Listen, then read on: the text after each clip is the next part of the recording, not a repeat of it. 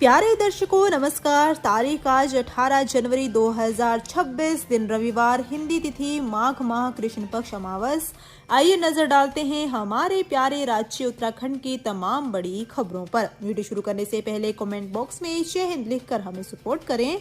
तो चलिए शुरू करते हैं। बद्रीनाथ मंदिर में मोबाइल ले जाना हुआ बंद। उत्तराखंड के बद्रीनाथ धाम में से बड़ी खबर सामने आई है, जहां बद्रीनाथ में सिंह द्वार से आगे मोबाइल ले जाने पर बैन लगा है। इसके लिए गढ़वाल आयुक्त ने सख्त निर्देश जारी किए हैं। बताया गया है कि धार्मिक स्थलों पर रील बनाने के चक्कर में कई विवाद की खबरें सामने आई है।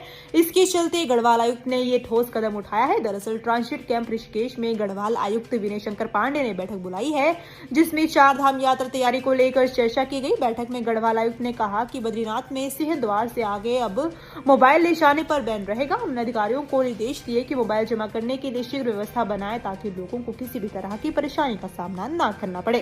साथ ही धार्मिक स्थल पर मोबाइल में रील व ब्लॉग बनाने से पैदा होने वाले विवाद को भी रोका जा सकेगा।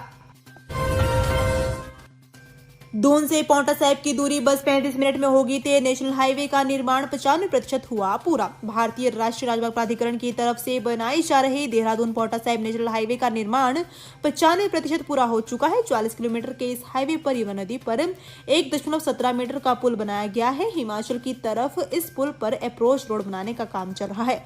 दूसरा प्रेमनगर पास बन रहे अंडरपास का निर्माण पूरा होते ही दून से पांवटा साहिब की दूरी मात्र 35 मिनट में तय की जा सकेगी। एनएचआई के परियोजना निदेशक सौरभ सिंह ने प्रेस वार्ता के दौरान बताया कि 2022 में ये प्रोजेक्ट स्वीकृत हुआ था। इसकी लागत 1640 करोड़ रुपए है। इसके 2 चरणों में बनाया गया है। उत्तराखंड में नौकरशाही में बड़ा फेरबदल। कई आईएएस पीसीएस अधिकारियों के विभाग बदले, 8 नए सचिवों को भी जिम्मेदारी।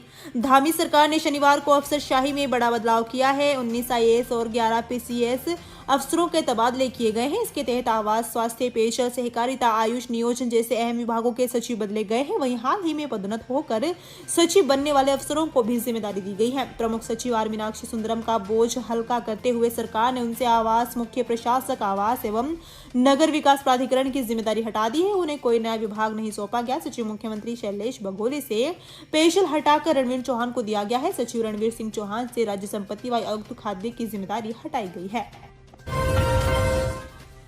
स्मार्ट मीटर की जांच करेगी विशेषज्ञ संस्था। फूंकेगा या खराब होगा तो नहीं लगेगा कोई शुल्क। प्रदेश में लगाए जा रहे स्मार्ट मीटरों की औचक जांच के लिए उत्तराखंड पावर कॉर्पोरेशन लिमिटेड एक विशेषज्ञ संस्था की सेवाएं लेगा। संस्था के विशेषज्ञ अलग अलग क्षेत्रों में जाकर इन मीटर की जांच करेंगे, ताकि कहीं उपभोक्ताओं को किसी तरह की परेशानी ना हो। प्रदेश में अब तक 4 लाख से अधिक स्मार्ट मीटर लगाए जा चुके हैं। कई जगहों पर उपभोक्ता अधिक बिजली बिल की शिकायत कर रहे हैं, जिसके लिए यूपीसीएल ने कई कदम उठाए हैं। जो मीटर उत्तराखंड तक पहुंच रहे हैं, ये सुनिश्चित किया गया है कि वे एनबीएल से मान्यता प्राप्त लैब से जांच के बाद आए। उत्तराखंड पहुंचकर उपभोक्ता के घर तक जाने से पहले भी यूपीसीएल इन मीटरों की एनबीएल अप्रूव्ड लैब से जांच करा रहा है।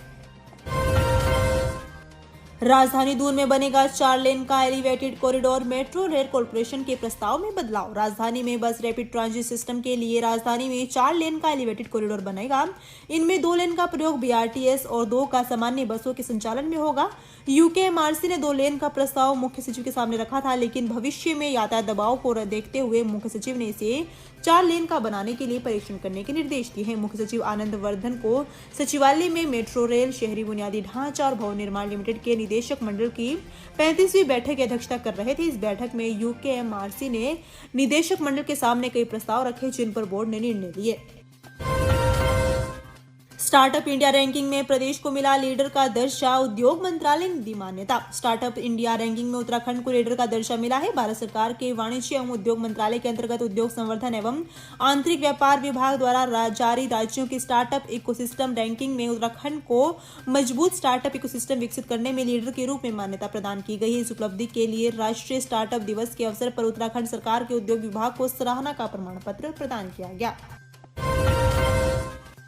पिथौरागढ़ में तांकुल जल विद्युत परियोजना को मिली केंद्र से स्वीकृति। 12 मेगावाट बिजली उत्पादन की उम्मीद। पिथौरागढ़ में धारचूला तहसील के सिमखोला घाट से शीघ्र ही 12 मेगावाट की तांकुल जल विद्युत परियोजना के अस्तित्व में आने की उम्मीद है। परियोजना के लिए भूमि हस्तांतरण का प्रस्ताव केंद्र सरकार से स्वीकृत हो गया है। उत्तराखंड जल विद्युत निगम के अधिशासी अभियंता उमेश चंद्र जोशी और अधिशासी अभियंता गोपाल सिंह गोरा ने बताया कि परियोजना की लागत 14,632 91 लाख रुपए है। परियोजना का निर्माण रन ऑफ द रिवर तकनीकी से किया जाएगा। जोशी ने बताया कि मांगती में पावर हाउस बनेगा, बुंगबुंग में वेयर साइड बनेगी जहां से पानी टेप किया जाएगा। यहां से पानी पाइप के जरिए बिजली घर मांगती में जाएगा। बिजली घर में डबल जेट पेल्टन टरबाइन लगेंगी। 3 मेगावाट की 4 यूनिट के जरिए बिजली उत्पादन किया जाएगा। तांगुल परियोजना से सालाना 69.66 मिलियन kWh बिजली पैदा होगी।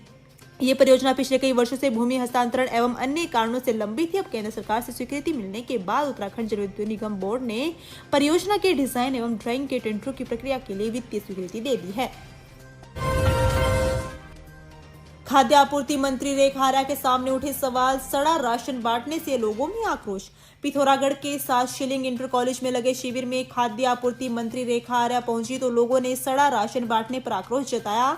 लोगों ने इस मामले की जांच कर दोषियों के खिलाफ कार्रवाई की मांग की। इस पर मंत्री रेखा आर्या ने जिला पूर्ति अधिकारी को तलब किया और जवाब मांगा। इंटर कॉलेज 7 शिलिंग में झंझन की सरकार झंझन के द्वार के तहत बहुविभागीय शिविर आयोजित किया गया। इसमें बड़ी संख्या में पहुंचे क्षेत्र के लोगों ने अपनी समस्याएं रखी। सड़ा राशन बांटने का मामला प्रमुखता से उठा। मंत्री और अधिकारियों के सामने लोगों ने रोष जताते हुए कहा कि सड़ा राशन बांटकर स्वास्थ्य के साथ खिलवाड़ किया जा रहा है। अंत्योदय के नाम पर आ रहे ऐसे राशन से अंतिम पायदान पर खड़े व्यक्ति का अंत ही हो रहा है। जनता और अधिकारियों को मिलकर ऐसी दुकानों को सीज करना चाहिए। पिछला कितना क्या खर्च उस आधार पर मिलेगा नया बजट। विभागों के भेजे प्रस्तावों का परीक्षण शुरू। वित्त विभाग ने बजट 2026-23 के लिए विभागों की ओर से भेजे गए प्रस्तावों का परीक्षण शुरू कर दिया है। विभागों ने पिछले बजट में स्वीकृत राशि को कितना खर्च किया है उसके आधार पर आगामी बजट में धनराशि का प्रावधान किया जाएगा। वित्त सचिव दिलीप जावलकर की अध्यक्षता में गृह विभाग के बजट प्रस्ताव का परीक्षण किया गया। इसमें वित्त व गृह विभाग के अधिकारियों ने प्रस्ताव में शामिल एक मद के बजट प्रावधान पर चर्चा की। बजट में नई योजनाओं अवस्थापना विकास को प्राथमिकता दी जा रही है। हल्द्वानी में 200 कुत्तों के लिए डॉग शेल्टर बनने की तैयारी। नगर निगम ने तैयार की डीपीआर। हल्द्वानी शहर में लोगों को लावारिस कुत्तों से निजात दिलाने की कवायद की जा रही है। टनकपुर रोड स्थित एबीसी सेंटर परिसर में डॉग शेल्टर बनाया जाएगा। इसमें 200 कुत्ते एक साथ रखे जा सकेंगे। नगर निगम ने इसके लिए 1 करोड़ से अधिक की डीपीआर बनाई है। सुप्रीम कोर्ट के निर्देश के बाद शासन ने पिछले दिनों एसओपी जारी कर निकायों को आवश्यक दिशा निर्देश दिए थे। एसओपी में तय किया गया है कि शैक्षणिक संस्थान, अस्पताल, रेलवे स्टेशन, बस टर्मिनल और खेल परिसरों के साथ ही संवेदनशील सार्वजनिक स्थानों से जानवरों को प्राथमिकता से हटाया जाएगा। कितने कुत्तों को हटाया गया इसकी रिपोर्ट भी हर माह देनी होगी। साथ ही इन स्थानों से निराश्रित पशुओं का चिन्हांकन कर उन्हें नजदीकी शेल्टर होम में स्थानांतरित करने के लिए कहा गया। इस क्रम में नगर निगम प्रशासन हरकत में आया और डॉग शेल्टर बनाने की प्रक्रिया शुरू की है।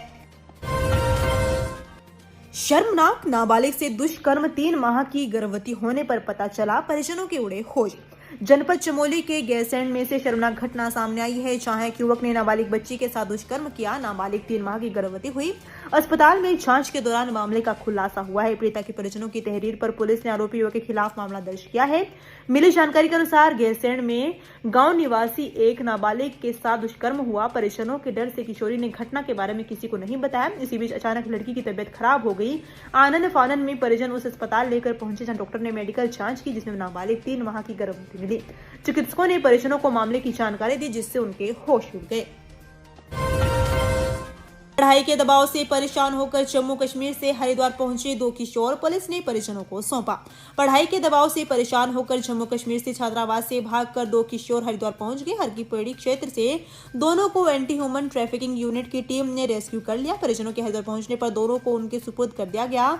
एसपी क्राइम एवं यातायात जितेंद्र मेहरा के मुताबिक गुमशुदा बच्चों, महिलाओं और पुरुषों की तलाश व पुनर्वास के लिए चलाए जा रहे ऑपरेशन स्माइल अभियान के तहत एएसटीयू की टीम लगातार कार्रवाई कर रही है। इसी क्रम में 16 जनवरी को हरकी-पैड़ी क्षेत्र से 2 किशोर बालक बेहद दयनीय अवस्था में मिले। एक 11 वर्षीय निवासी आखोंड आरएसपुरा जम्मू कश्मीर और दूसरा 8 वर्षीय निवासी चिनानी बटनना जम्मू कश्मीर था। दोनों ने जानकारी दी कि वह 15 जनवरी की शाम जम्मू स्थित वेद मंदिर छात्रावास से भागकर रेल के जरिए हरिद्वार पहुंच गए थे। उत्तराखंड में भीषण हादसा, आईटीबीपी जवान की दर्दनाक मौत, परिजनों में मचा कोहराम। जनपद उधम सिंह नगर में भीषण हादसा हुआ है जहां एक खनन डंपर ने बाइक सवारों को टक्कर मार दी। हादसे में आईटीबीपी जवान की मौके पर मौत की सूचना मिली है जबकि पिता गंभीर रूप से घायल हुए हैं। बताया गया कि जवान लेह लद्दाख में तैनात था, इन दिनों छुट्टी पर घर आया हुआ था। इसी बीच ये दर्दनाक हादसा हुआ है। इस घटना के बाद पूरे गाँव में मातम का माहौल बना हुआ है। तो ये थी उत्तराखंड की बड़ी खबरें। हम मिलेंगे अगले बुलेटिन में, तब तक के लिए धन्यवाद।